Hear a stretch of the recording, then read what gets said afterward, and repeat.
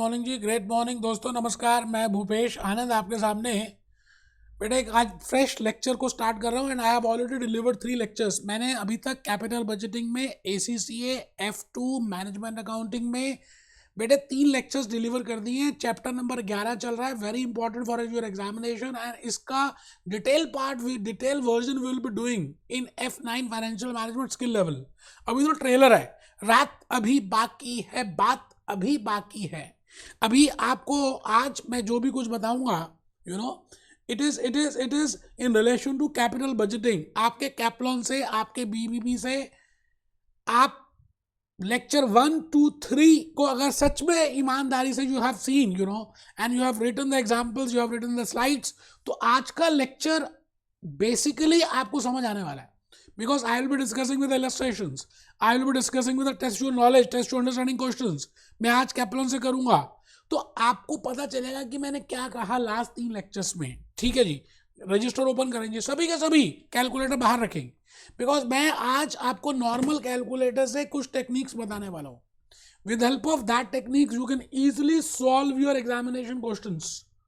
Scientific calculator की कोई जरूरत कंपल्जन नहीं है। तो मैं लिख रहा हूं जी F2 management accounting chapter number 11 capital budgeting और लेक्चर नंबर 3A है। बिकॉज इन दिस लेक्चर मैं कुछ ज़्यादा नए कंसेप्ट नहीं बताऊंगा, 1-2 कंसेप्ट को छोड़कर। आई will be doing the practice for lecture 1, lecture 2, lecture 3।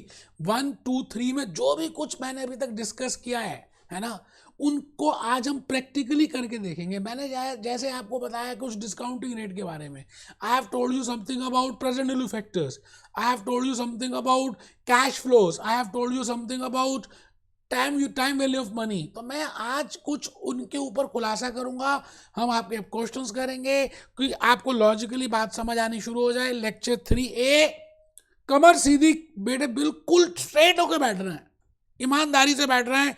मैं भूपेश आनंद आज का एजेंडा बताने जा रहा हूँ। बेटा आज थोड़ी सी क्लास शायद लंबी हो सकती है, बट अगर आप अटेंटिव बैठो तो मुझे ऐसा लगता है कि हम जल्दी कंप्लीट कर पाएंगे। आज के एजेंडा में सबसे पहली बात, एक छोटी सी बात नहीं बतानी है, what is the meaning of relevant cost and what is the meaning of irrelevant cost. Relevant cost क्या होती है और इररेलेवेंट कॉस्ट क्या होती है, मेरी बात समझ रहे हैं। रेलेवेंट का मतलब है कि when you are as a ACCA, as a management accountant, you are taking a decision for your corporate entity.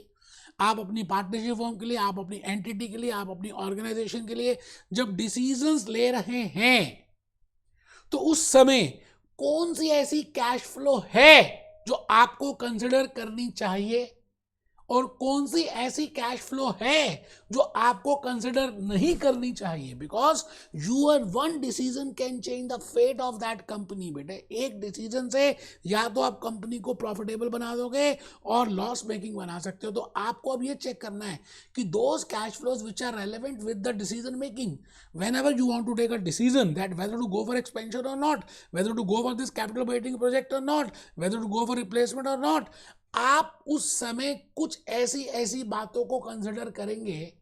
It means those cash flows which you will consider, which you will be considering while taking the decision, उसको हम कहते हैं relevant cash flows. जैसे नाम भी कह रहा है रेलेवेंट, रेलेवेंट का मतलब है इंपॉर्टेंट है, ये कैश फ्लोज इंपॉर्टेंट हैं।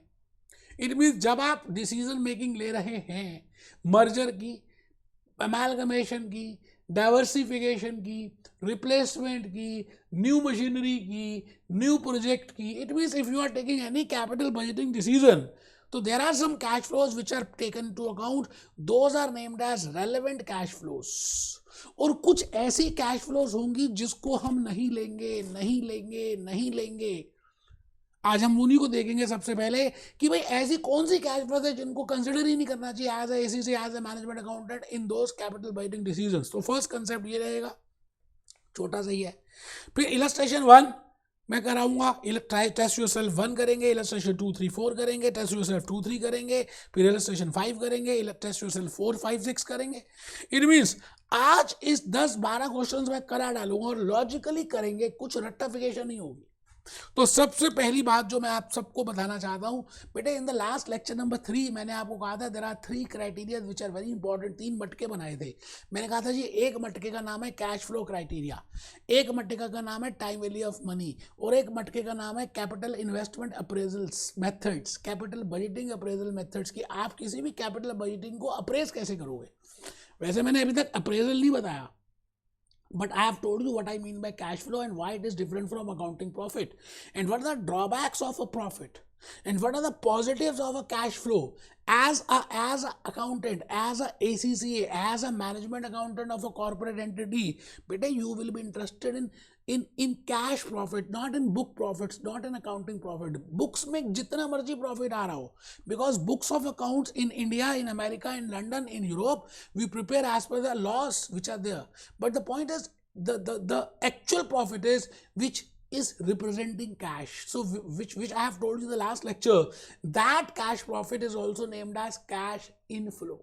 हम उस कैश प्रॉफिट को कैश इनफ्लो भी कहते हैं, उसका नाम कैश प्रॉफिट है, कैश फ्लो भी कहते हैं बेटे। It means in a capital budgeting decision मैं दो फ्लोज को देखूंगा, one is cash inflow and second is cash outflow. मैं कैश इनफ्लो और कैश आउटफ्लो को देखने वाला हूं, मेरी बात आप समझ रहे हैं।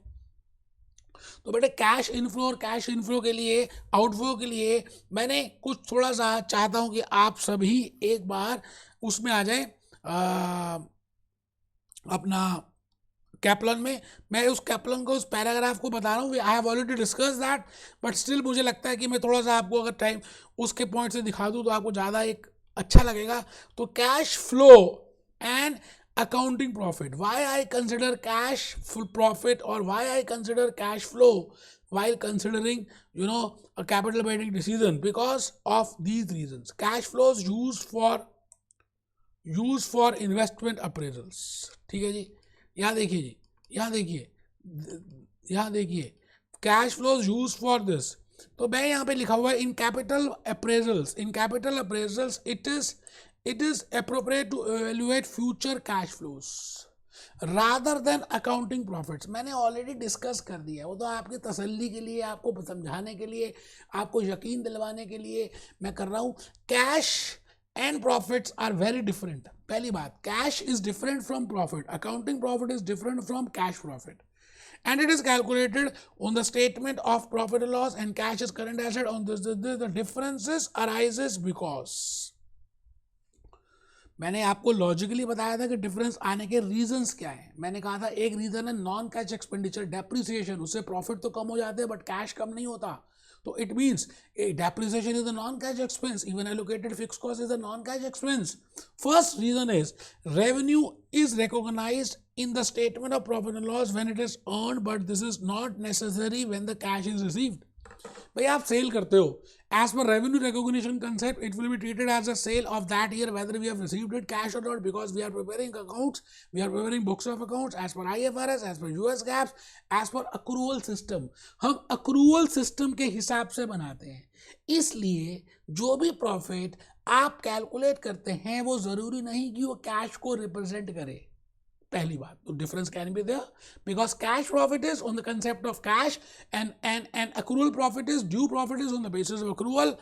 Costs are recognized in the statement of profit and loss when they are incurred, but this is not necessary when the cash is paid. इसी तरह से जो कॉस्ट हम डेबिट करते हैं, for example we have debited rent, हमने salary एक debit किया बट सैलरी आपने अभी पे ही नहीं किया, रेंट आपने पे ही नहीं किया, यू हैव डेबिटेड कंज्यूम्ड, आपने परचेजेस डेबिट किया बट परचेजेस का अभी आपने you have not paid to the suppliers.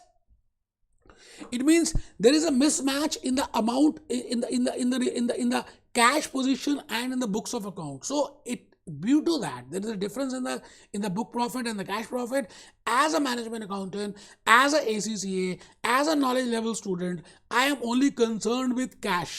So because of those reasons, it is important that I should calculate cash flow.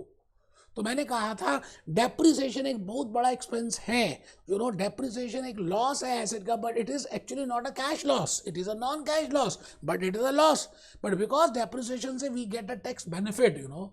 So depreciation is also a reason because of difference between cash flows and profit. So I think आप ये बताइए कि मैंने इसको detail में discuss किया था last lecture में, तो मैं इसके बाद आगे आ रहा हूं. जो सबसे इंपॉर्टेंट है मेरे को जो आज बताना था,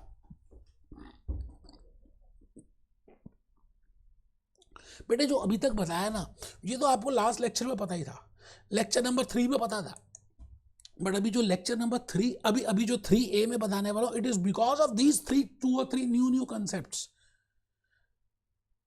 कि I should know what cash flows, which cash flows are relevant cash flows and which cash flows are irrelevant cash flows. आपको पता होना चाहिए कि if you are preparing for F2, whether I should be doing from this author or whether I should be doing for BBB or Kaplan, it means आपको पता है relevant books कौन सी हैं. आप irrelevant को नहीं देखते, आप करिकुलम के लिए ACC की साइट को देखते हो. It means you know what is relevant and what is irrelevant. So when I say relevant, जब मैं कहता हूँ कि ये relevant है, तो as a management accountant I will be only taking those cash flows which are relevant. तो मैं अभी बड़े सारे 3-4 एग्जांपल्स बताकर आपको समझाऊंगा कि क्या ये कैश फ्लो रेलेवेंट है, क्या ये कैश फ्लो इररेलेवेंट है. बिकॉज रेलेवेंट कैश फ्लोज को हम लेंगे, कंसिडर करेंगे in capital budgeting decisions while appraising the capital investment proposals, and we will not consider the irrelevant cash flows. For example आप ये बताइए, मैं आपको जस्ट छोटा सा एग्जांपल बता रहा हूँ. इररेलेवेंट का मतलब होता है, सपोजिंगली आपने एक नया प्रोजेक्ट सेटअप करना था, ध्यान से सुनना बेटे, आपने you have to set up a new project. आपने सेटअप करने के लिए ऑलरेडी इलेक्ट्रिसिटी डिपार्टमेंट को कांटेक्ट किया और उनसे नया कनेक्शन लेने के लिए आपने ऑलरेडी डिपॉजिट पे कर दिया. अभी प्रोडक्शन स्टार्ट नहीं हुई लेकिन आपने ऑलरेडी डिपॉजिट पे कर दिया. नाउ द पॉइंट इज, अभी now you are deciding that whether you should start with that new unit और नॉट. तो बेटे वो जो डिपॉजिट आपने इलेक्ट्रिसिटी डिपार्टमेंट को ऑलरेडी कर दिया फॉर द न्यू कनेक्शन, अब आप स्टार्ट करो या ना करो, वो पैसे मिलने वाले नहीं है. That money will not be refunded back. मैं कहूँगा that money is not can be refunded whether you go for it or whether you don't go for it. तो हम कहते हैं that funds, those funds are that cash flow which has already been incurred, जो already incur हो चुकी है, उसको बोलते हैं बेटा क्या बोलते हैं, irrelevant cash flows. तो मैं आज बड़े सारे एग्जांपल्स देकर आपको एक्सप्लेन करूंगा that what I mean bye differential cost, what I mean bye opportunity cost, what I mean bye avoidable cost. अब उन्होंने कहा जी ये भी रेलेवेंट है, ये भी रेलेवेंट है, ये भी रेलेवेंट है. All the costs which are to be considered in capital budgeting decisions are relevant cost. Differential cost, opportunity cost, avoidable cost. अब उसके बाद आज हम डिस्कस करेंगे, बस ये छोटा सा बताना है, फिर तो इलस्ट्रेशन में आ रहा हूँ. There are some types of cash flows which are not relevant. बेटे कुछ कैश फ्लोज ऐसी भी होती हैं जो रेलेवेंट नहीं होती, जैसे संक कॉस्ट. तो आपको पता होना चाहिए what is the meaning of sunk cost. You should know what is the meaning of committed cost. You should know what is the meaning of non-cash flow cost. You should know what is the meaning of general fixed overheads. You should know what is the meaning of carry amount of non-current assets. तो total 4, 5, 6 चीज़ें आपको पता होंगी तो आपका mind फिर flow करना start कर जाएगा. आपको समझ आ जाएगा कि हाँ ये कॉस्ट कंसिडर करनी है, ये कॉस्ट कंसिडर नहीं करनी. तो मैं चाहता हूँ कि आप रजिस्टर में छोटा सा लिख ले, क्योंकि अभी करा रहे हैं, अभी हमें उसके बाद आगे चलेंगे. तो मैंने फर्स्ट पॉइंट तो आप सबको बता दिया that why cash flow is better than profit and what are the reasons of difference. Question number 2, point number 2 which is very important for today's concept. बेटे कैश फ्लो जो है, मैंने आपको ये तो बात समझ आ गई कि we should consider cash flow, we should not consider profit. अब एक स्टेप और आगे जाएंगे, हम ये पूछेंगे आपसे, आई will be telling you that cash flow can be of 2 types. One is relevant cash flows and second is irrelevant cash flows. एक ऐसी कैश फ्लो जो रेलेवेंट होती है और एक ऐसी कैश फ्लो जो इररेलेवेंट होती है. रेलेवेंट कैश फ्लोज को जब आप डिसाइड कर रहे हैं इन capital budgeting decisions, you should consider relevant cash flows. आप रेलेवेंट कैश फ्लोज को कंसिडर करें and you should not consider irrelevant cash flows. But आपको लॉजिकली पता होना चाहिए, रटना थोड़ी है कि भैया ये कैश फ्लोज को लेंगे, ये क्यों नहीं लेंगे. तो रेलेवेंट कैश फ्लोज के लिए आप सभी कमर सीधी करके बैठेंगे, बिल्कुल ढीले होकर नहीं बैठेंगे और रजिस्टर में लिखेंगे। ऐसे ही लिखेंगे, पूरे पेज को 2 पार्ट्स में डिवाइड कीजिए बेटे, वेरी वेरी इंपॉर्टेंट। अपने पेज को 2 पार्ट्स में डिवाइड कीजिए, एक तरफ एरो लेके जाइए रेलेवेंट और दूसरी तरफ लेके जाइए इररेलेवेंट। पहले लिखने का काम थोड़ा सा कर लेते हैं। नो डाउट मैंने कैप्लन बीबी से लिखा है, बट आप ये बुलेट पॉइंट्स लिखेंगे ना तो आपकी दोस्ती हो जाएगी। तो रेलेवेंट में नीचे लिखिए फ्यूचर कॉस्ट, मतलब रेलेवेंट का मतलब है those cash flows which are to be, those cash flows means those cash inflows and those cash outflows are to be considered, लेनी है, देखनी है, while taking the capital budgeting appraisal decisions। ठीक है सर। तो first part is future cost, future revenue, incremental cost, incremental revenue अभी हम देखेंगे। What I mean by incremental cost, what I mean by incremental revenue, what I mean by future cost, what I mean by future revenue. मतलब as a ACCA, जब आपने ACCA join किया है ना, आपके 6th क्लास में कितने marks आए, 7th में कितने आए, 8th में कितने आए, मैथ्स था नहीं था, दैट इज और इररेलेवेंट।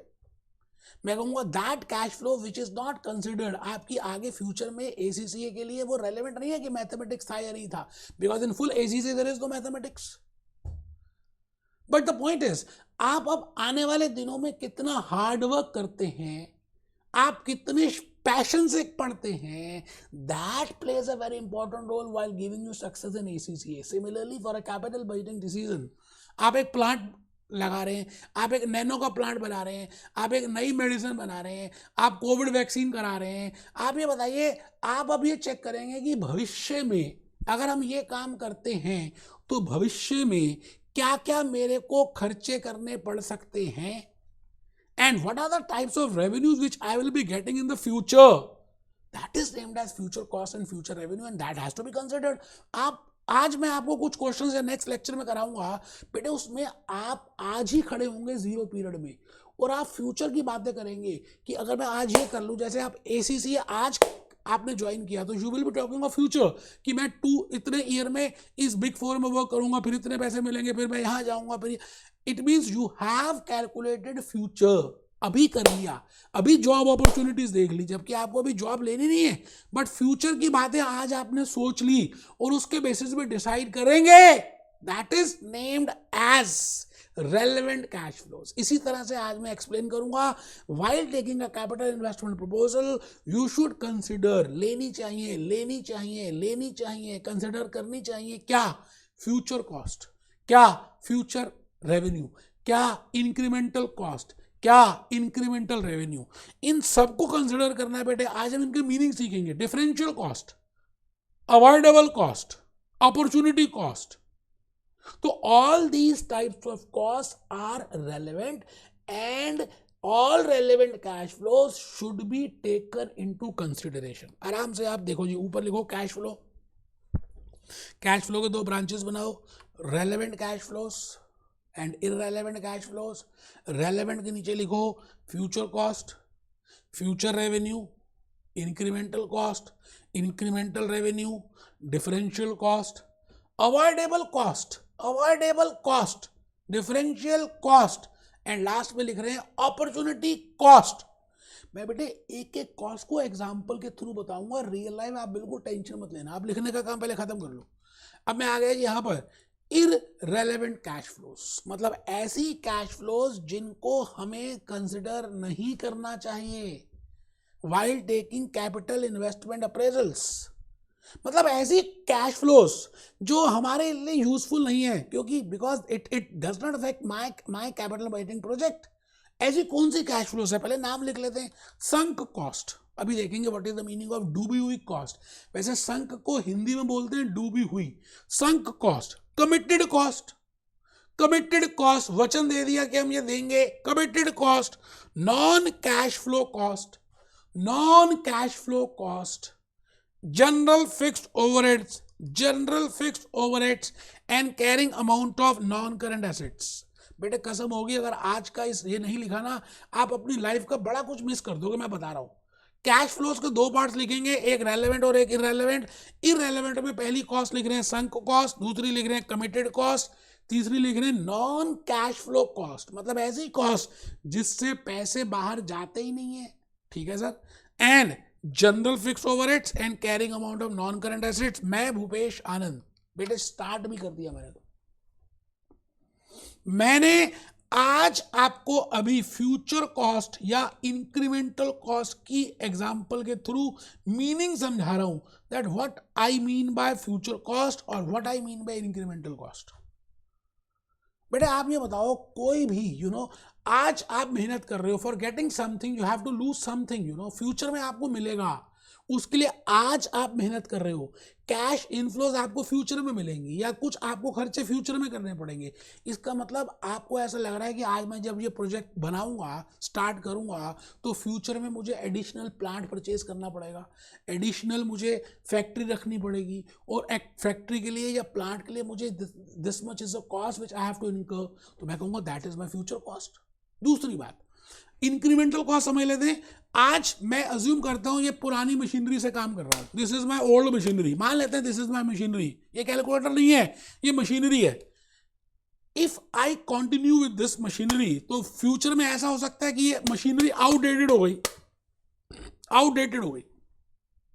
जैसे वॉशिंग मशीन्स पहले हैंड से चलाते थे, फिर सेमी ऑटोमेटिक आई, फिर ऑटोमेटिक आई। मुझे ऐसा लग रहा है कि जो मैं मशीन से अभी काम कर रहा हूँ that is not fully automatic, that is semi automatic, but in future I have to convert it into automatic, and for automatic I have to invest some more amount, and this is the sale value of this semi automatic. It means अगर मैं automatic machine लेता हूं तो मेरी जेब से और additional खर्चा कितना हो जाता है, उसको बोलते हैं इंक्रीमेंटल कॉस्ट। मैं उसको क्या कहूंगा, incremental cost. It is named as incremental cost. मैं दोस्तों भूपेश आनंद आपके सामने खड़ा हूं, मैं रियल लाइफ एग्जांपल से आपको एक्सप्लेन कर रहा हूं that in capital budgeting appraisals, in capital budgeting decisions, आपको कंसिडर करना चाहिए that whether these cash flows are relevant or not.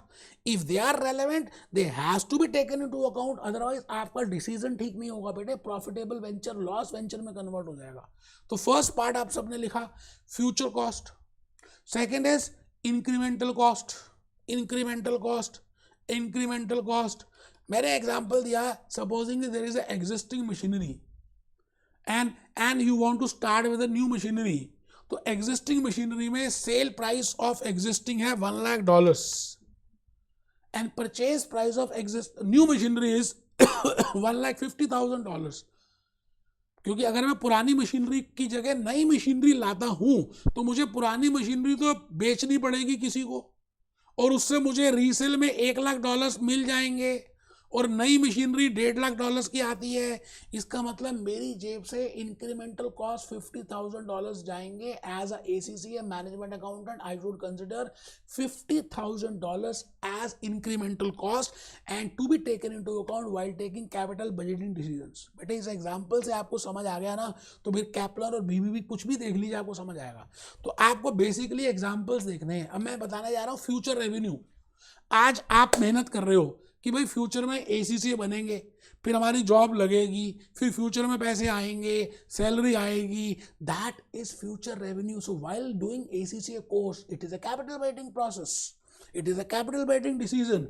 तो जब आपने डिसाइड किया होगा कि मुझे ACCA करना है या नहीं करना, तो आपने जो ऑलरेडी अभी ACCA कर चुके हैं या आपने सोशल मीडिया से आपने फ्यूचर देखा कि आपको एनुअल पैकेज कितना मिलेगा, इट मीन्स फ्यूचर रेवेन्यू को कंसिडर किया। It means future revenue is the important part which is to be taken into account while taking capital betting decisions. आप बताइए लॉजिकली, आप ACCA करें या कोई भी नया प्रोजेक्ट स्टार्ट करते हैं कि भाई आज हमें पैसे नहीं मिल रहे लेकिन फ्यूचर में मिलेंगे ना, it is a going concern concept. F3 में हमने सीखा था, it is a going concern concept. So the point is future revenue is a relevant cash flow. इसी तरह से मैंने एक एक्सप्लेन करना है, क्या इंक्रीमेंटल रेवेन्यू। जैसे मैंने यहां पे लिखा है बेटे, ये देखो, इंक्रीमेंटल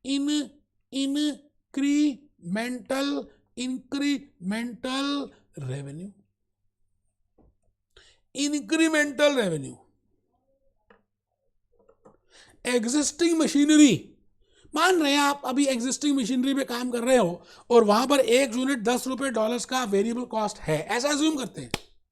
या ऐसा समझ लेते हैं कि सेलिंग प्राइस जो आज आप बेचते हो वो 18 रुपीज का है, but if you purchase a new machinery, जो मैंने अभी भी एग्जांपल दिया था, उसकी वजह से selling price because of increase in the quality, the selling price can increase up to $20. It means $2 का जो आपको रेवेन्यू ज्यादा मिलेगा, मैं कहूंगा इसका नाम है इंक्रीमेंटल रेवेन्यू। मेरी बात आप समझ रहे हैं?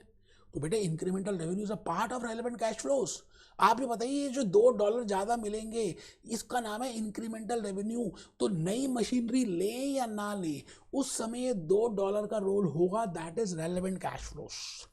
तो आई थिंक यहां तक सबको बात समझ आ चुकी है। ठीक है सर, अब मैं 2-3 कॉस्ट और हैं जो बतानी है। देखिए मैंने अभी आपको ये टेबल बनाया था, मैंने आपको फ्यूचर कॉस्ट बता दी, मैंने आपको फ्यूचर रेवेन्यू बता दिया, इंक्रीमेंटल कॉस्ट बता दी, इंक्रीमेंटल रेवेन्यू बता दिया। इट मीन्स ये चारों चीज़ों को हमें कंसिडर करना चाहिए। इंक्रीमेंटल का मतलब क्या है, जब आज कुछ है उसको कंपेयर करते हैं तो कंपैरेटिवली कॉस्ट कितनी है, कंपैरेटिवली प्रॉफिट कितना है, differential cost, avoidable cost, opportunity cost. मुझे अब 3 कॉस्ट आपको बतानी है और तीनों की तीनों रेलेवेंट है। इसका मतलब आप अगर इसके डिसीजन को ध्यान से लेंगे तो आप फिर लाइफ में आगे अच्छा डिसीजन ले पाएंगे। And these are relevant, it means they are to be taken into account. तो मैं सबसे पहली बात कर रहा हूं अवॉइडेबल कॉस्ट। आप बताइए जी लॉजिकली आपको क्या लगता है, आपको क्या लगता है अवॉइडेबल कॉस्ट क्या होगी? अवॉइडेबल, मैंने लिखा जी management accountant has to supposingly management accountant has to take a decision that whether factory is to be acquired in lease premises or own premises। मतलब आपको एक फैक्ट्री चलानी है और आप फैक्ट्री को स्टार्ट करें या ना करें, it is a capital betting decision. अब फैक्ट्री को या तो किराए की जगह पे भी शुरू कर सकते हैं और आप खरीद भी सकते हैं अपने अपने पैसे लगाकर। आपने ऑलरेडी उस लैंडलॉर्ड को थोड़े से पैसे दे दिए हैं और उसको कह दिया कि अगर हम नहीं लेंगे तो आप हमें पैसे वापस कर देना। अब आप अगर अज्यूम करते हैं कि if you don't want to acquire that, if you don't want to run that factory on the lease premises, you know, on the rented premises, तो आप खरीद लोगे, आप अपना लैंड लोगे, अपनी जगह बनाओगे और काम शुरू करोगे, तो वो पैसे जो आपने दिए थे वापस आ जाएंगे। अगर आ जाएंगे, मैंने कहा इफ दे आर रिटर्नेबल, तो मैं कहूंगा that is named as avoidable cost. मतलब उसको हम अवॉइड कर सकते हैं। अगर इसको ऑपोजिट ले अनअवॉइडेबल, इट मींस ऐसी कॉस्ट जो अनअवॉइडेबल होती है वो इरेलेवेंट होगी। जैसे मैंने आपको एग्जांपल दिया था आज लेक्चर के स्टार्ट में ही, that for setting up a new unit you have applied for a new electricity connection and you have already paid the deposit. Now the point is that deposit will not be, you will not be getting any return from that deposit.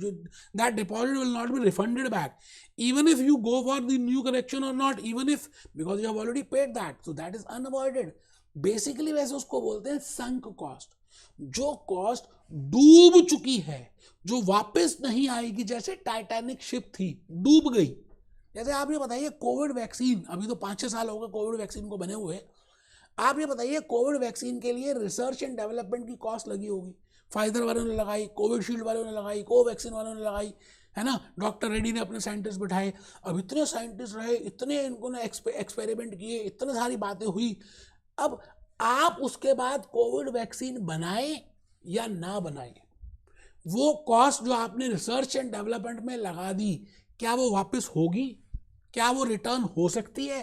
क्या उसको आप recover कर सकते हो? Answer is big no. वो cost तो डूब गई, दैट कॉस्ट इज अनअवॉइडेबल। वो होगी, हो चुकी, मर गई, संक हो गई। तो बेटा मैंने इस आज के अभी के इस डिस्कशन में एक तो आपको अवॉइडेबल कॉस्ट के एग्जांपल्स दिए और उसके साथ साथ उसको ऑपोजिट अनअवॉइडेबल कॉस्ट और संक कॉस्ट की बातें की। ठीक है जी, आप ये बताइए, मैं नेक्स्ट पॉइंट ये बताने जा रहा हूं बेटे। एक आध पॉइंट रह गया है जो हमें रेलेवेंट कैश फ्लोज में देखना है, that is opportunity cost. Opportunity cost, आप एसीसी कर रहे हैं, अज्यूम करते हैं आप जॉब करते हैं, पहले कर रहे थे, you are doing job now because you have joined ACCA और आपको लगता है कि फर्स्ट अटेम्प्ट में क्लियर करना है, और आप जब जॉब कर रहे थे तो आपको $X का सैलरी मिल रहा था, but because you have joint ACCA तो आपने वो जॉब को लीव कर दिया, छोड़ दिया, मना कर दिया. इट मीन्स जो X अमाउंट ऑफ डॉलर्स आ रहे थे that will not be coming now. It means you have lost that best option. The next best option को आपने छोड़ दिया. आपको क्या लगता है जो आप ACCA में पे कर रहे हो रजिस्ट्रेशन फीस और एग्जामिनेशन फीस और जो आपने मेरे लेक्चर्स के लिए पे किया वही है? नहीं बेटे, आप बेवकूफ़ हो.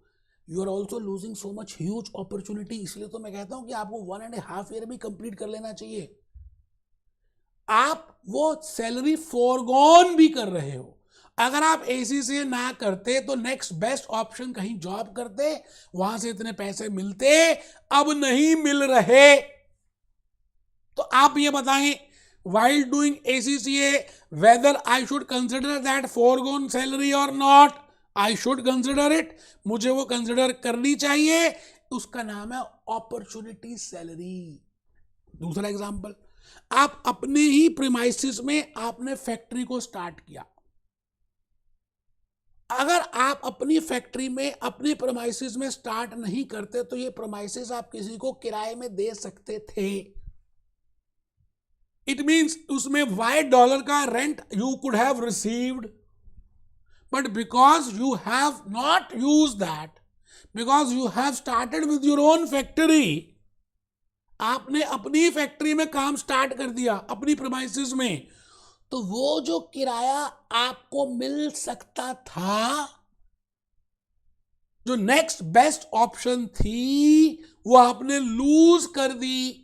तो आप ये बताइए कि whether I should start this plan, this new project in my or not, whether that opportunity rent is to be taken into account or not. Yes, that has to be taken into account. That is relevant.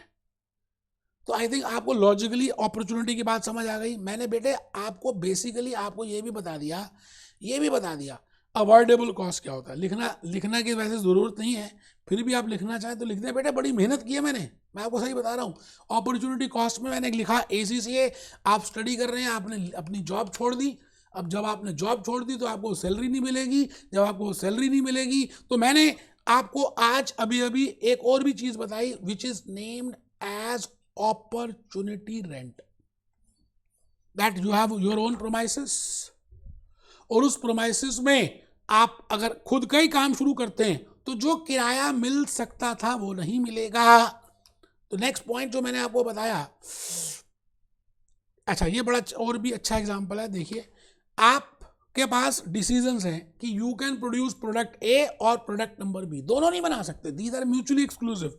या तो pass या fail, they are mutually exclusive. या तो A बनेगा या B बनेगा, और A पहले बन रहा था और आप A से 1 लाख का कैश प्रॉफिट कमा रहे थे.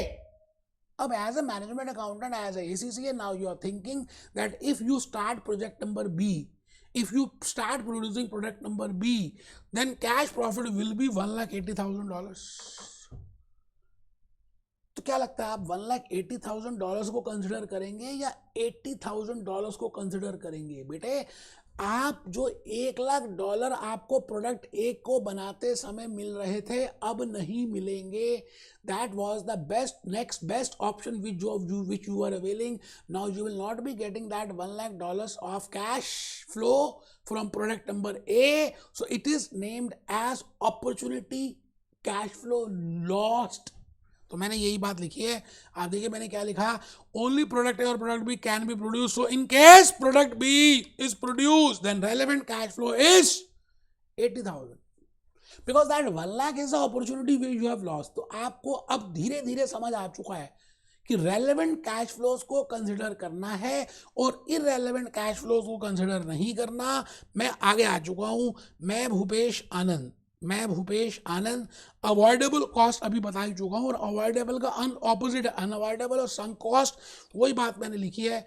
आप देखिए आराम से, कुछ ऐसी बात है नहीं. अगर एडवांस मैं ये कहता हूँ जी दैट संक कॉस्ट, मैंने एग्जांपल दिया research and development amount expanded in Covid vaccine development, that is a sunk cost. आपने ऑलरेडी इलेक्ट्रिसिटी का कनेक्शन के लिए पैसे भर दिए, अब आपको वो वापस नहीं मिलेंगे, आप करो या नहीं करो, प्रोडक्शन शुरू करो या नहीं करो, कनेक्शन लो या नहीं लो, वो तो हो गया, हैज ऑलरेडी बीन इनकर्ड, उसको संक कॉस्ट बोलते हैं, it is not to be considered. बेटे एग्जाम्पल लिखना मोस्ट इंपॉर्टेंट है, क्योंकि जब आप एग्जाम्पल लिखते हो ना, एटलीस्ट एक लाइन लिखते हो, 2 लाइन लिखते हो, तो आप अपने माइंड से रिकलेक्ट कर पाते हो कि संक कॉस्ट का मतलब क्या है, अवॉइडेबल कॉस्ट का मतलब क्या है, अनअवॉइडेबल कॉस्ट कौन सी होती है। सर ने अपॉर्चुनिटी कॉस्ट में क्या एग्जाम्पल दिए थे, इंक्रीमेंटल कॉस्ट में क्या दिए थे। बेटे एग्जाम्पल से आप उसके रियल मीनिंग समझ सकते हो। आगे तो देखो जी, आप समझदार हो, मैं तो यही कहूंगा कि आप अच्छे बच्चे हो, आप लिखोगे तो आगे बढ़ोगे। अब मैं कहता हूँ जो कमिटेड कॉस्ट है, सपोजिंगली मुकेश अंबानी ने रिलायंस जियो में महाराष्ट्र गवर्नमेंट को ये कहा, क्योंकि हम फाइबर लाइंस बना रहे हैं और पूरी धरती खराब होगी, हम डिगिंग करेंगे, हम आपको आने वाले 20 साल तक X amount of Indian rupees देंगे as a compensation, whether we start with Jio और नॉट, हम आपको इतने पैसे every year we will be giving you to the Maharashtra government. मैंने कहा दैट इज कमिटेड, रघुपति रीत सदा चली आए, प्राण जाए पर वचन न जाए। अब आप कंसिडर करें ना करें, क्या लगता है, कमिटेड कॉस्ट को कंसिडर करना चाहिए? No no no, it is irrelevant. भाई जियो वाले आगे काम करते हैं नहीं करते, उन्होंने एक commitment they the that they will be paying this much amount as compensation to the Maharashtra Municipal Authority as a compensation, whether they continue with this or not. But this type of cost is named as committed cost, and my dear friends, it hardly matters आप कभी भी capital budgeting project को जब कर रहे हैं, analyse कर रहे हैं, तो इस कॉस्ट, इस कैश फ्लो को कंसिडर नहीं करना चाहिए। तो मैंने एग्जांपल लिया Larsen and turbo. Larsen and turbo ने कहा कि हम ये प्रोजेक्ट 10 साल में कंप्लीट कर देंगे, और अगर 10 साल में नहीं हुआ तो हम आपको इतनी पेनल्टी पे करेंगे। अब वो प्रोजेक्ट बनाए या ना बनाए, वो तो उनको पेनल्टी देनी ही पड़ेगी। It means that is a committed cost and that is irrelevant for decision making and that is not to be considered while taking any decisions. I think आप समझ रहे हैं। बेटे एग्जाम्पल 2 दिए हैं, आप जल्दी से लिख लो। एक तो लार्सन एंड टॉर्बो का दे दिया और एक रिलायंस जियो का दिया, ठीक है सर। जनरल ओवरहेड्स, ये तो वैसे मैंने आपको ओवरहेड्स का जब चैप्टर किया था उस समय बताया था कि that there are some service department, there are some common departments जो एक्चुअली में खुद प्रोड्यूस नहीं कर रहे, rather they are giving support to other departments. For example head office department, they are not producing anything, rather they are giving services to the production department A, production department B, production department C, production department D. So what about that head office expense? तो हम क्या करते हैं, उस head office expense को overheads के chapter में मैं सीखा था कि उसको हम क्या करते हैं, एलोकेट कर देते हैं, हम डिवाइड कर देते हैं अलग अलग प्रोडक्शन डिपार्टमेंट्स में। अब आप उसको 3:2:1:1 की रेशो में करें, 1:1:1 की रेशो में करें, आप किसी भी रेशो में करें, इट हार्डली मैटर्स, बिकॉज वो तो आप डिवीजन कर रहे हो ना, वो तो आप एलोकेट कर रहे हो ना, वो तो आप अपोर्शन कर रहे हो ना, इसका उससे कोई लेना देना नहीं है। इट मीन्स अगर आप कैपिटल बजटिंग इन्वेस्टमेंट कर रहे हैं, एनालिसिस कर रहे हैं कि हम ये नया प्रोजेक्ट स्टार्ट करें या नहीं करें, नया प्रोडक्ट करें या नहीं करें, बेटा जनरल ओवरहेड्स तब भी उतने ही रहने। आप whether you start with this new project और not, whether you start with this product और नॉट, आपके general overheads, common overheads, head office के ओवरहेड्स, कॉमन खर्चे सेम रहने वाले हैं। इट मीन्स दैट कॉस्ट जो एलोकेटेड कॉस्ट आ रही है, क्वेश्चन में लिखा है जो जनरल ओवरहेड एलोकेटेड कॉस्ट है, नहीं कभी नहीं कंसिडर करना while taking capital analysis decisions. तो मैंने इस बात को लिखा है, general fix overheads, head office, department A, department B, department C, department D, rent of canteen और common expenses of head office, they are not to be considered while taking capital budgeting decisions, they are not to be taken while taking capital analysis decisions. So I think मैंने बड़ी सारी बातों को बताने की कोशिश की है। मैं बेटे अब आ रहा हूं इलस्ट्रेशन नंबर 1 में। आप सबको कसम होगी अगर आपने कैलकुलेटर अपने पास नहीं रखा, सच कह रहा हूं बेटे, कैलकुलेटर का बड़ा इंपॉर्टेंट है। मैंने 10-12 क्वेश्चंस आज कर डालने हैं और आपको समझ तभी आएंगे जब आप अपने सामने कैपलोन रखेंगे और आप मेरी बात को ध्यान से सुनेंगे। तो मैंने पढ़ना स्टार्ट कर दिया आज आपके सामने।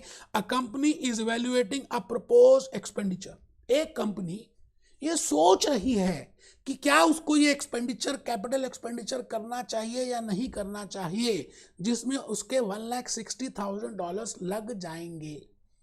क्वेश्चन करना अलग बात है, क्वेश्चन को पढ़ के पहले समझना एक अलग बात है।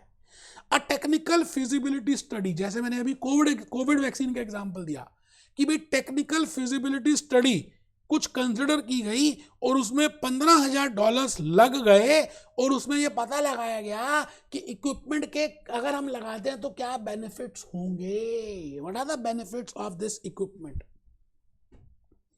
अभी हमने इक्विपमेंट परचेज नहीं किया है, अभी हमने कोई डिसीजन नहीं लिया है, अभी हम खाली ये सोच रहे हैं कि ये इक्विपमेंट अगर मैं लगाता हूं तो इससे क्या बेनिफिट्स होंगे।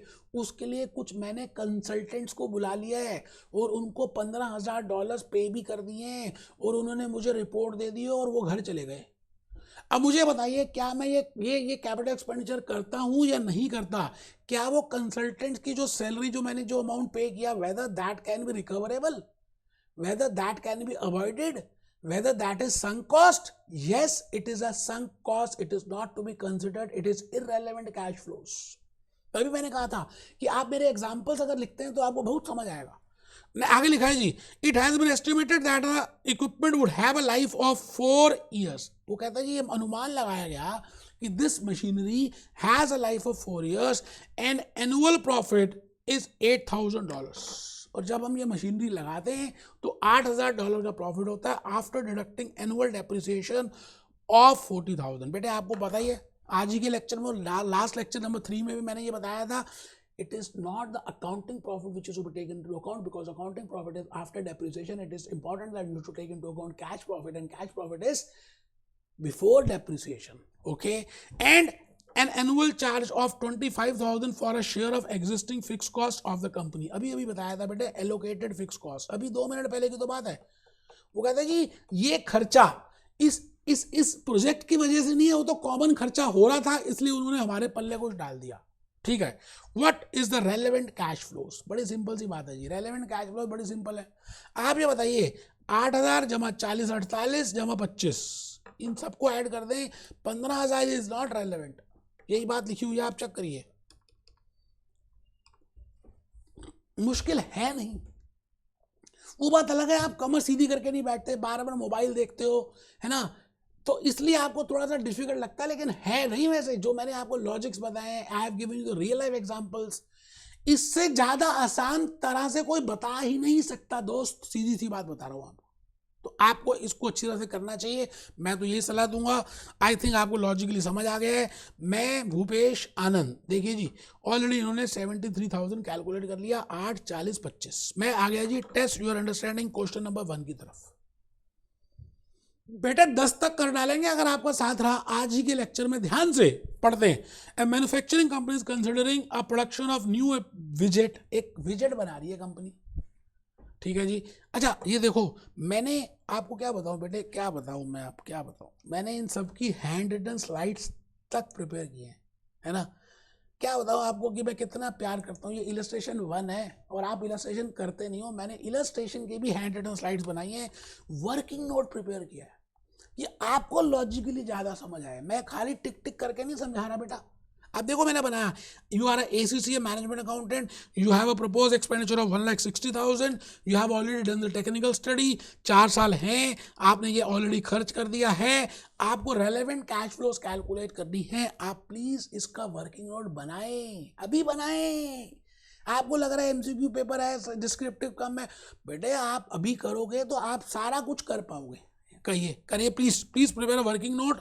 Technical study $15,000, 4 years, profit after tax plus depreciation $8,000 plus $40,000 depreciation, and then $25,000 is a general fixed overheads which is not to be taken into account. So your relevant cash flows is $73,000। I think आप बात समझ चुके हैं जो मैं कह रहा हूं बेटा। उसके बाद अभी मैंने test yourself question number 1 पढ़ा, अभी पढ़ना है, पढ़ा नहीं, लेकिन उसकी भी मैंने स्लाइड प्रिपेयर की है। आइए पहले हम उस क्वेश्चन को पढ़ लेते हैं और फिर हम स्लाइड बनाएंगे। आइए जी, क्वेश्चन को ध्यान से पढ़िए, आपके सामने मैंने कर दिया, आपके पास hard copy, you can read it from there. A manufacturing company is considering the production of new type of विजेट, ईच विजेट will take 2 hours to make, 2 घंटे लग जाते हैं उसको बनाने में। Fixed overheads are apportion on the basis of $1 per labour our. आपको पता है ना एब्जॉर्प्शन रेट्स होते हैं, I think I have already told you कि एक तो होती है एक्टिविटी बेस्ड कॉस्टिंग, एक होता है ओवरहेड्स। ओवरहेड्स में हम कॉमन बेस लेते हैं, जब हम एब्जॉर्ब करते हैं उसमें लेबर आवर होता है, वो कहता है ये ओवरहेड्स फिक्स कॉस्ट घंटों के हिसाब से हम एब्जॉर्ब कर रहे हैं। अच्छा, फिक्स्ड ओवरहेड तो फिक्स्ड ही रहते हैं, आप कुछ प्रोडक्शन करें नहीं करें इस बेसिस में करें, it is always remain fixed, ठीक है। If the new widgets are produced, अगर वो नए विजेट्स बनाए जाएंगे, the company will have to make an additional supervisor, एक सुपरवाइजर रखना पड़ेगा, क्योंकि वो एम्प्लॉयज बीड़ी पियेंगे, सिगरेट पियेंगे, बातें करेंगे, तंबाकू खाएंगे हैं, तो उसके लिए सुपरवाइजर रखना पड़ेगा, और सुपरवाइजर को $15,000 देने पड़ेंगे। The company will produce 10,000 visits per annum, और ये कंपनी 10,000 विजिट्स हर साल बनाएगी। तो आपको क्या कैलकुलेट करना है as A C, as a management accountant of that corporate entity, that what is the relevant cash flow for that capital budgeting proposal. आराम से क्वेश्चन पढ़ लीजिए दोस्त, मैंने इसको सॉल्व किया है, बड़ी मेहनत की है यार, क्या बताऊं मैं आपको।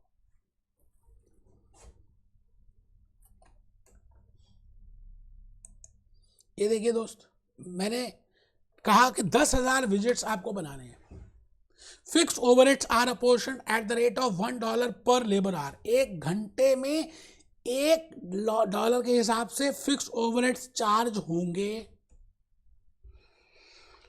New supervisor to be appointed, अब आप अगर नए विजिट्स बनाते हैं तो 15,000 पर एनम का आपको सैलरी सुपरवाइजर को देनी पड़ेगी, इट मीन्स एडिशनल होगी। आप ये बताइए कि आपके हिसाब से इसमें रेलेवेंट कॉस्ट कौन सी है। बेटे रेलेवेंट ये है $15,000, रेलेवेंट फिक्स कॉस्ट नहीं है, क्योंकि फिक्स कॉस्ट विजिट्स बनाने से पहले भी हो रही थी। That is allocated fixed overheads, that is general allocated fixed overheads, that is not due to this project, that is irrelevant, but the relevant is the amount of salary which you will be paying to this supervisor, and that is $15,000. I think you are getting my point. आइए sir, मैं illustration number 2 में आ गया sir. Please आप सभी मेरे साथ साथ चलते जाएं, चलते जाओ, चलना तुम्हारा काम है, चलते जाओ, चलना तुम्हारा काम है। बेटे ये मैंने लास्ट लेक्चर नंबर 3 में आपको डिस्काउंटिंग रेट्स बताए थे, है ना, प्रेजेंट वैल्यू फैक्टर्स को कैलकुलेट करना बताया था लेक्चर 3 में, and at that time I have told you what I mean bye simple interest and what I mean bye compound interest. वैसे आपको सिंपल इंटरेस्ट तो बचपन में 3rd क्लास के बच्चे को पता है कि सिंपल इंटरेस्ट क्या होता है। कंपाउंड इंटरेस्ट का मतलब है इंटरेस्ट पे इंटरेस्ट, ठीक है।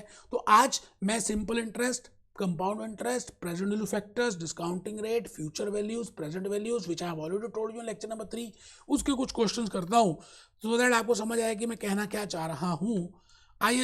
आइए सर, सिंपल इंटरेस्ट आप पढ़ना चाहे पढ़ सकते हैं, वैसे जरूरत नहीं है, मैंने ऑलरेडी सब कुछ बता दिया लॉजिकली। आप सीधा इलस्ट्रेशन नंबर 2 में आ जाए। आइए जी, रुपीज, अच्छा $100 is invested in an account. आपके पास एक अकाउंट है bank of England and Wales में या HDFC बैंक इंडिया में, $100 या 100 रुपीज आपने डिपॉजिट किए 6 महीने के लिए, और उसमें जो सूद है 10% का मिलेगा। आपको ये बताना है कि आपको कितने पैसे मिलेंगे। इसका मतलब you have to calculate amount. बेटे 3rd या 4th क्लास की ये मैथमेटिक्स नहीं है, वैसे मैं आपको बता दूं, if you are without mathematics तो कोई दिक्कत नहीं, 3rd क्लास में बताते हैं। Amount is equal to principal plus interest. Interest कैसे निकालते हैं, प्रिंसिपल कितना है, उसका R कितना है और उसका T कितना है, फिर इसमें से P कॉमन ले लेते हैं, 1 + R × T। बोलो ये करते थे या नहीं करते थे? ये तो 3rd क्लास की मैथमेटिक्स भी नहीं है यार, मैंने इसको सॉल्व किया है। आइए एक बार देखिए ना कितनी मेहनत की होगी। आप बनाइए ना वर्किंग नोट, बनाइए। This is a working note which I have prepared. मैंने कहा जी आज आप यहाँ पे खड़े हो as a ACCA knowledge level के स्टूडेंट हो, 6 मंथ्स तक आपने $100 डिपॉजिट कर दिए, इंटरेस्ट का रेट था 10% पर एनम, तो 6 महीने के बाद कितना अमाउंट मिलेगा? Amount is equal to principal plus interest. Interest कैसे निकालते हैं, principal into R × T। $100 is equal to 100 × 10% × 1/2। बेटे मुझे शर्म आ रही है वैसे ये बताते हुए, ईमानदारी से बता रहा हूँ। इलस्ट्रेशन नंबर 2 आपकी 3rd क्लास की मैथमेटिक्स है, इससे ज़्यादा कुछ नहीं। मैं आ गया जी नेक्स्ट इलस्ट्रेशन नंबर 3 की तरफ। आइए जी, पहले इलस्ट्रेशन नंबर 3 में आ जाए। हम कंपाउंड इंटरेस्ट की बातें सीखेंगे। मैंने आपको लेक्चर नंबर 3 में ऑलरेडी बताया what I mean bye compound interest, फिर भी बता रहा हूँ। इंटरेस्ट के ऊपर जब इंटरेस्ट लगता है तो हम उसको कंपाउंड इंटरेस्ट बोलते हैं। बड़ा ही सिंपल सा है साहब, कुछ मुश्किल है नहीं। जैसे आप यहाँ पे करते हैं 1 plus R raise to power T कर देते हैं, क्योंकि टी का मतलब है नंबर ऑफ कंपाउंडिंग्स, ये लिखा हुआ है। कंपाउंडिंग कैलकुलेट द फ्यूचर और the terminal value of a given sum invested for today for a number of years. To compound, the figure is increased by the amount of interest it would earn over the period. Interest is earned on interest gained on the earlier periods. Interest के ऊपर जब interest मिलता है, बस इतना ही पता होगा ना तो मैं आपको सारे लॉजिक्स बता दूंगा। सिंपल इंटरेस्ट में इंटरेस्ट के ऊपर इंटरेस्ट नहीं मिलता, कंपाउंड इंटरेस्ट में इंटरेस्ट के ऊपर इंटरेस्ट मिलता है। आप आराम से देखिए, $100 is invested in account for 5 years। 5 सालों तक आपने $100 डिपॉजिट किए। इसका मतलब जो पहले साल आपको इंटरेस्ट मिला, सेकंड ईयर में प्रिंसिपल और जो फर्स्ट ईयर का इंटरेस्ट है उसके ऊपर इंटरेस्ट मिलेगा। थर्ड ईयर में जो अभी तक सेकंड ईयर तक इंटरेस्ट मिला और जो प्रिंसिपल है उन सबके ऊपर मिलेगा। आइए जी, पहले इसको हम स्लाइड से एक बार लिख लें। मैंने बड़ी प्यारी प्यारी स्लाइड्स बनाई हैं। ये देखिए जी, वर्किंग नोट बनाया है कि आज $100 है आपके पास, you have deposited for 5 years। Interest rate है 10% का और कंपाउंडेड है, कंपाउंडेड इंटरेस्ट है। अच्छा, कंपाउंडेड इंटरेस्ट है। अब देखो ना, सिंपल इंटरेस्ट में आपने देखा था A is equal to P into 1 plus R T, यही था। और अगर कंपाउंडिंग है क्योंकि इंटरेस्ट के ऊपर इंटरेस्ट मिल रहा है तो हम करते हैं 1 plus R raise to power T. T means number of times it has been compounded. R means rate of interest, तो P A is equal to P into 1 plus R raised to power T। बेटे simple calculator से करेंगे अभी। आप पहले आराम से लिखो, ये आया 100 इंटू 1.10, 10% था रेट ऑफ इंटरेस्ट, 5 साल तक था। पहले बताओ, फिगर्स पुट करनी आ गई। अब 1.10 रेज टू पावर 5 कैसे करेंगे कैलकुलेटर से? मैंने कैलकुलेटर के स्टेप्स लिख दिए। 1 प्लस 0.10 क्या आ गया? 1.10 रेज टू पावर 5, 5 बार मल्टीप्लाई कर देंगे, लिखेंगे 1 2 3 4 5। अच्छा, आपके पास नॉर्मल कैलकुलेटर है ना, तो ऊपर डिजिट्स आते हैं कि आपने 0 बना रहा है, यहाँ पे डिजिट्स की आपने कितने स्टेप्स ऑलरेडी कर दिए हैं, है ना। तो आपको घबराना नहीं है कि आपने 3 बार गुणा किया या 5 टाइम्स मल्टीप्लाई कर दिया। ऑटोमेटिकली 5 बार होगा तो काम हो जाएगा। जैसे मैं करूँ 1.10, देखिए 1 आया इंटू 1.10, ये आ गया जी 2। इट मीन्स 2 बार कर चुका हूँ, मुझे 5 बार करना है। मैं अब आपको देख रहा हूँ 1.10 इंटू 1.10 इंटू 1.10, ये देखिए जी 5 बार आ गया। तो मैं रुक जाऊंगा सर, मैं रुक जाऊंगा। ये आ गई फिगर 1.61051। चेक करिए जी, 1.61051, 1.61051, 1.61051, 100 इंटू 1.61051। इट मीन्स अगर ये कंपाउंड इंटरेस्ट होगा तो 5 साल के बाद आपको $161 मिलेंगे। मैं भूपेश आनंद आज आपके सामने खड़ा हूं और आपको बिल्कुल से सिंपल सी बातें बता रहा हूं। मुश्किल कुछ भी नहीं है। सिंपल इंटरेस्ट, कंपाउंड इंटरेस्ट बड़ा सिंपल है।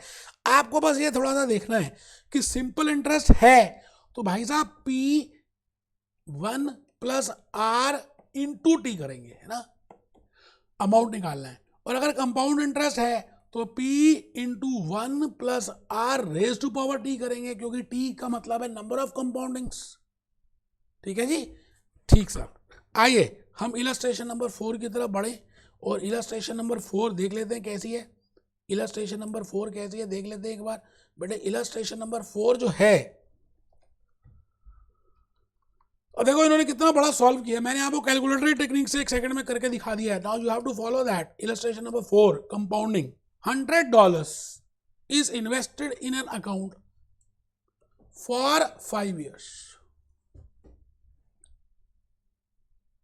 5 सालों तक आपने $100 इन्वेस्ट किए। Interest rate is 10%। Calculate the value of account after 5 years। भाई साहब वही आ रहा है, देखो मैंने अभी किया तो है 161.05। Test your understanding. Question number 2 में आ जाओ। 450 is invested in an account earning 6.25% interest per annum. You have to calculate for 12 years. अभी 12 years का करके दिखाता हूँ. मुश्किल कुछ भी नहीं है. कैलकुलेटर में ऑटोमेटिकली डिजिट्स आ जाएंगे कि आपने कितने स्टेप्स में किया. पहले क्वेश्चन लिखो जी, क्वेश्चन लिखो. और मैं आ गया अपनी स्लाइड में जो मैंने ऑलरेडी आपके लिए किया है. ये देखिए था, ये देखिए, ये देखिए, यही था ना कि $450 प्रिंसिपल है. आप इसको 6.25 पर एनम के रेट पे इन्वेस्ट कर रहे हो. कितने पीरियड के लिए? 12 साल के लिए. तो आपको यहाँ पर कितने पैसे मिलेंगे वो कैलकुलेट करना है. तो देखिए जी, पहले तो फॉर्मूला बताइए. फॉर्मूला समझ आ रहा है? You have to calculate future value और amount is equal to principal plus interest, but it is a case of compound interest. तो A is equal to P into 1 plus R raise to power T. P पता ही है 450 है. अच्छा, are पता है ऊपर 0.0625 है 1 साल का, और 12 साल के बाद मिल रहा है. तो 12 साल कंपाउंडिंग हो गई जो इंटरेस्ट है. कुछ घबराना नहीं है साहब, मैंने लिख दिया. ये इतनी बार भी लिखने की जरूरत नहीं है. कैसे? ये देखो, ये देखो. आप मेमोरी क्लियर कर लो, बस MRC दबा के मेमोरी क्लियर करो. 1.0625 ये आ गया एक. मुझे 12 तक करना है. Into 1.0625 into 1.0625 into 1.0625 into 1.0625 1.0625 into 1.0625 into 1.0625. मैं देख रहा हूँ आपको, आप समझ रहे हैं? मैं आपको देखता जा रहा हूँ और नीचे प्रेस कर रहा हूँ. 1.0625 into 1.0625 into 1.0625 into 1.0625 into 0.0625 into 1.0625 into 1.025 into 1.0625 into 1.0625 into 1.0625 into 1.0625 into 1.0625 into ये आ गया जी 2.06. ये चेक कर लीजिए, मैंने लिख दिया. अच्छा, ये मैंने 12 बार लिखा, कुछ लिखने की जरूरत नहीं है. मैंने कहा ना ये ऊपर डिजिट्स आते हैं, इसमें ऊपर आ रहा ना 12 टाइम्स आपने किया. ये देखो ऊपर कैलकुलेटर में आ रहा 12 बार किया. तो मैं उसी को देख रहा था, बातें आपसे कर रहा था. इसका मतलब है कि ये भी लिखने की जरूरत नहीं हो, तो समझाने के लिए मैंने बताया. तो you can easily calculate it. कुछ मुश्किल है ही नहीं. 450 इंटू 2.0698 $931.45 आपको 12 साल के बाद मिल जाएंगे.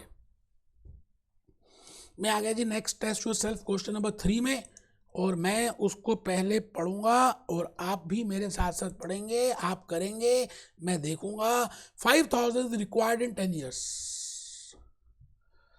And invested in account earning 5% interest. Calculate the value of dollars. तो बेटे 1 साल से ज़्यादा हो तो हम हमेशा मानते हैं कि कंपाउंड इंटरेस्ट है. तो 10 साल तक है. इंटरेस्ट का रेट है बेटे 5%.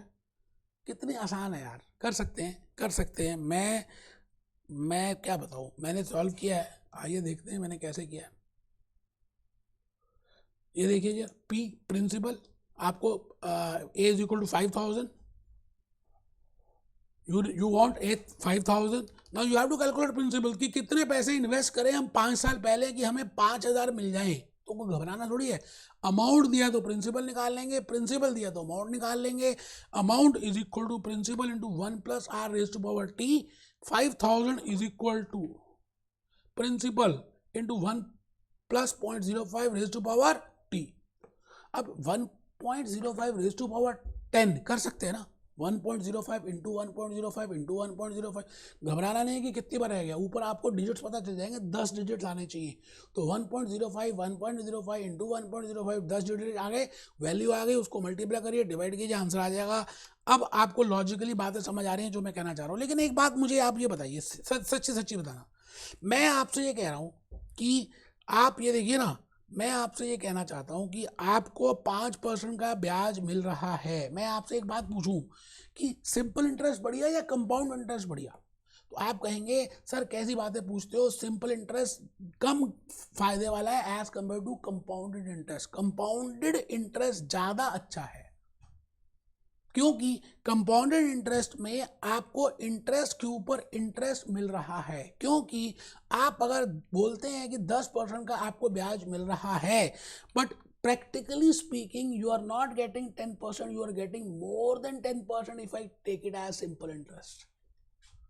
It means ये हाथी के दांत हैं, दिखाने के कुछ और हैं, खाने के कुछ और हैं. इट मीन्स जो आपको इंटरेस्ट रेट बताया जा रहा है that is the interest rate which is stated interest rate आपको नो डाउट 10% कह रहे हैं, बट अगर आप इसको कंपाउंड करें और कंपाउंड के बाद इफेक्टिव निकालें, मैं कहता हूं मान लेते हैं 10.25% आ रहा है, तो इसको कहूंगा effective, it is named as effective interest rate and it is named as stated interest rate. मैं फिर रिपीट करता हूं दोस्तों, मैंने एक बात ये कही कि आपको जो भी इंटरेस्ट रेट मैं दे रहा हूं, या जो भी HDFC बैंक या बैंक ऑफ अमेरिका या बैंक ऑफ इंग्लैंड या जो भी बैंक आपको चार्ज कह रहा है कि this is the rate of interest, बेटे उस रेट ऑफ इंटरेस्ट का नाम है नॉमिनल इंटरेस्ट और स्टेटेड इंटरेस्ट। वो हाथी के दांत है दिखने के, हाथी उससे खाता थोड़ी है, खाता तो अंदर के दांतों से है, उसके 4 दांत होते हैं, 2 बाहर आ रहे होते हैं, 2 अंदर होते हैं। इसका मतलब एक्चुअली में आप 10% का इंटरेस्ट रेट रिसीव नहीं कर रहे अगर आपको कंपाउंडेड इंटरेस्ट मिल रहा है तो, you are getting more than 10%।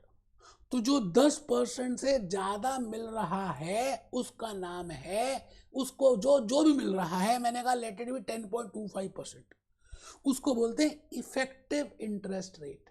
It means एक बात और समझ आ गई कि इफेक्टिव इंटरेस्ट रेट हमेशा नॉमिनल से ज्यादा होता है, क्योंकि आपको इंटरेस्ट पे इंटरेस्ट मिल रहा है। नॉमिनल तो नॉमिनल होता है, वो तो स्टेटेड इंटरेस्ट रेट होता है, बट इफेक्टिव इज मोर बिगर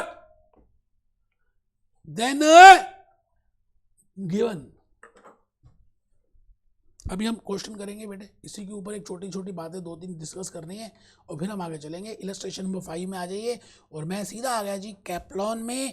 आइए सर, आइए, आपको लिखा भी हुआ है नॉमिनल इंटरेस्ट रेट, एक बार पढ़ लीजिए बेटे नॉमिनल इंटरेस्ट रेट। अब आपको बड़ी जल्दी समझ आ जाएगा, बड़ा इजी था, नहीं भी पता था अभी हम क्वेश्चन कर सकते थे। तो nominal interest rate is the stated interest rate, जो रेट आपको दिया जाएगा उसको हम नॉमिनल इंटरेस्ट रेट कहते हैं। For example for a month और for a year. Effective interest rate is the interest rate that includes the effect of compounding. मतलब इफेक्टिव का नाम ही मतलब क्या है, जो कंपाउंडिंग का इफेक्ट मिलाकर बना हो उसको इफेक्टिव इंटरेस्ट रेट बोलते हैं, और जिसमें कंपाउंडिंग का इफेक्ट ना हो उसको नॉमिनल बोलते हैं। और बट नेचुरल जब आप कंपाउंडिंग का इफेक्ट इंक्लूड करेंगे तो वो इंटरेस्ट रेट ज़्यादा हो जाएगा। इसका मतलब मैं कहूँगा जी इफेक्टिव बड़ा है और नॉमिनल छोटा है। अभी मैं इसको बना के दिखाऊंगा। Formula for effective interest rate बड़ा सिंपल है। इफेक्टिव इंटरेस्ट रेट ऐसे ऐसे लिख सकते हैं, इफेक्टिव लिखना है। मैं अभी नोटबुक्स में अभी लेके आ रहा हूँ हैंड रिटन स्लाइड्स में। Effective interest rate is bigger than nominal interest rate, ये हमने देख लिया। 1 plus nominal interest rate upon number of time periods raise to power n -1। पहले लिख लेंगे, मैं एक्सप्लेन करूंगा, प्रूफ करूंगा इसको, कोई टेंशन मत लीजिए। Effective interest rate is equal to 1 plus nominal interest rate upon n raised to power n minus 1।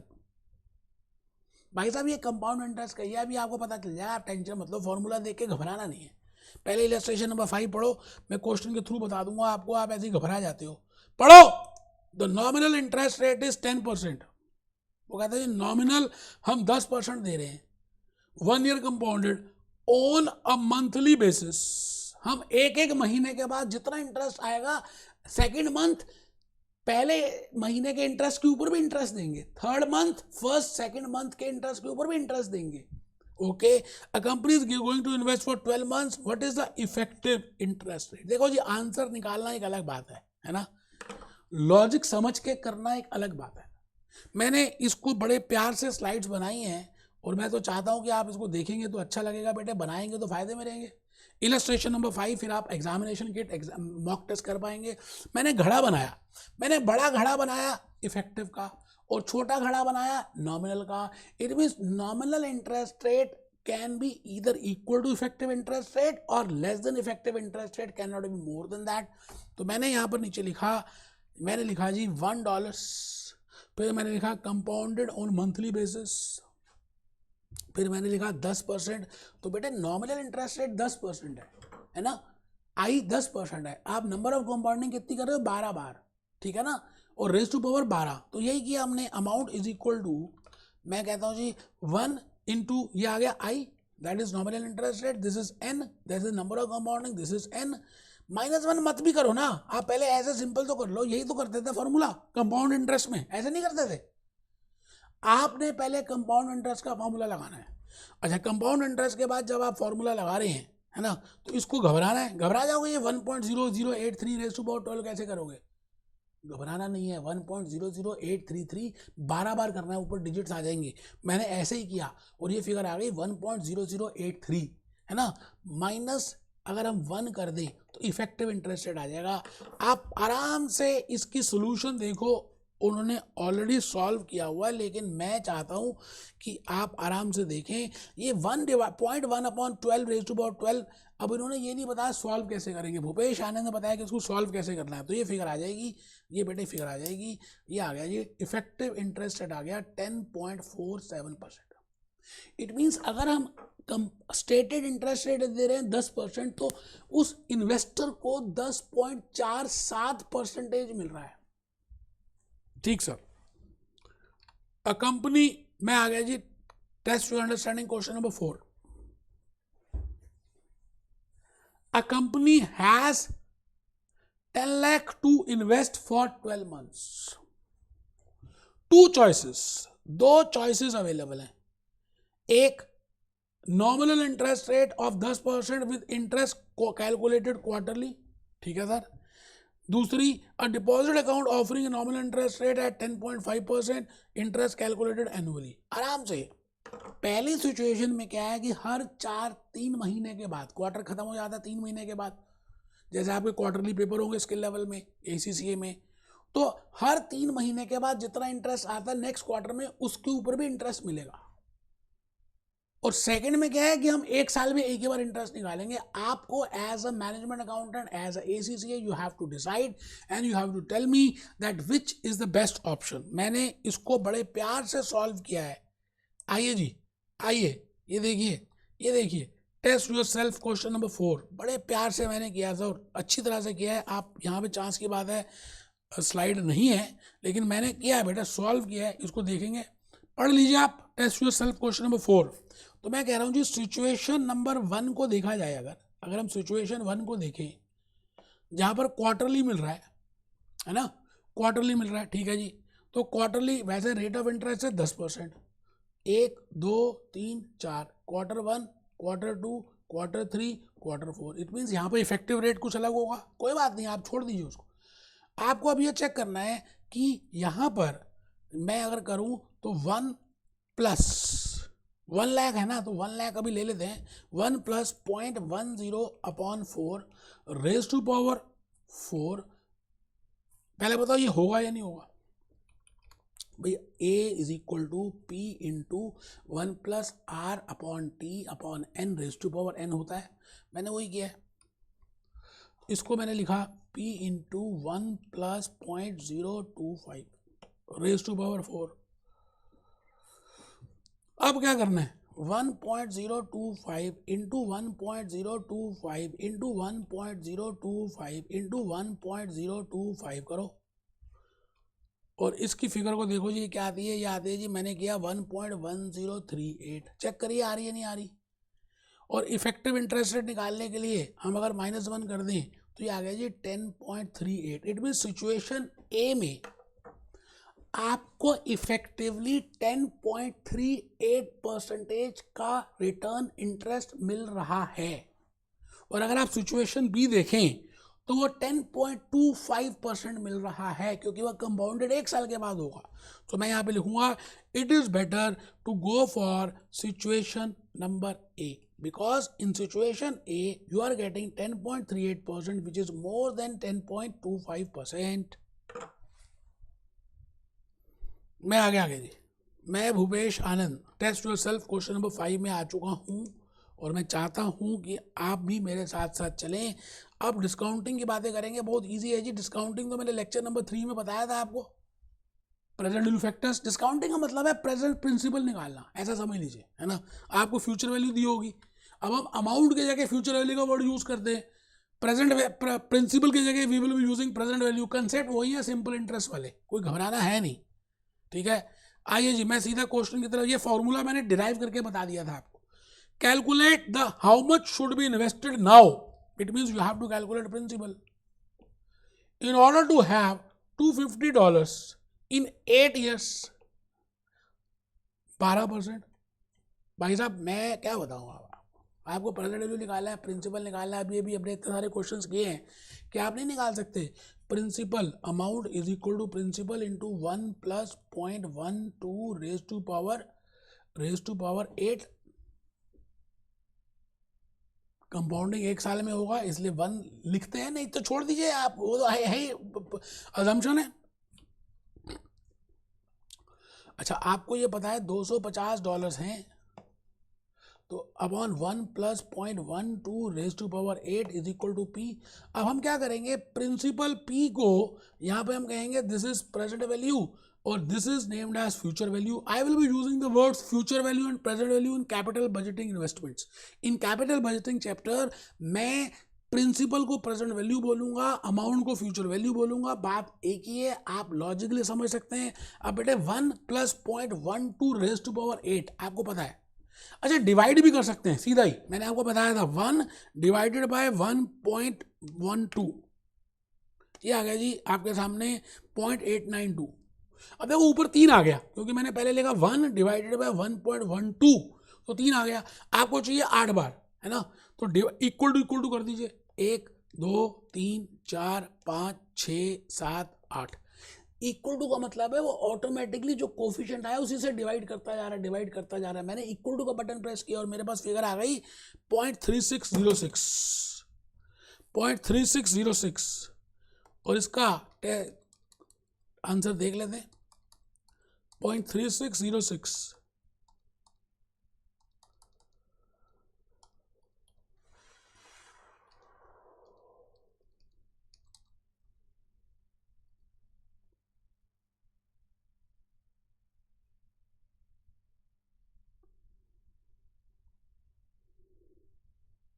अच्छा, मैंने उसको एक बार ज़्यादा कर दिया, 0.3606 से अगर मैं इसको दोबारा से करके दिखाता हूँ, कोई टेंशन नहीं है। मतलब मैंने 7 बार करना था, 8 बार करना था, मैंने 9 बार कर दिया। अगर आप 7 बार करते हैं तो 0.8 टाइम्स करते हो तो 0.404 आता है। जैसे 3 किया ना मैंने, तो मुझे चाहिए 7 टाइम्स तक, क्योंकि 3 तक तो एक बार हो ही चुका है। तो मैंने किया जी 1 डिवाइडेड बाय, चलिए मैं ऊपर ही ले लेता हूँ, उसी में ले रहा हूँ, तो वहीं से समझ आती है आपको।